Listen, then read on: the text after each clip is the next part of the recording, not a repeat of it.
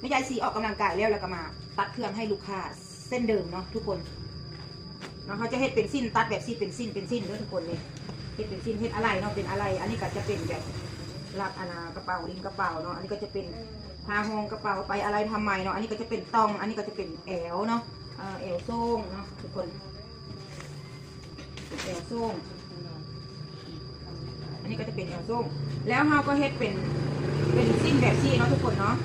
เป็นสิ้นแบบซี่เลยแล้วก็มาประกอบใส่กันเนาะอะไรมันครบเบิดแล้วก็มาประกอบเนาะ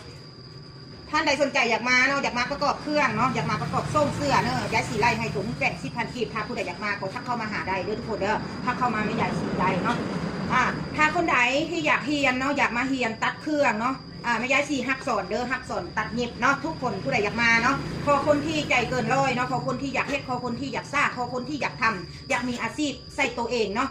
อยากไปพัฒนาตัวเองเนาะทุกคนให้เก่งขึ้นเนาะให้เฮ็ดให้ลูกค้าได้เนาะถ้าผู้ใดอยากมาก็มาได้เด้อไม่ย้ายสีหักสอนนะเรื่องต่างๆถ้าผู้ใดสนใจก็ทักเข้ามาหาทางเบอร์WhatsAppได้เลยเนาะ02076214346เด้อทุกคนเด้อ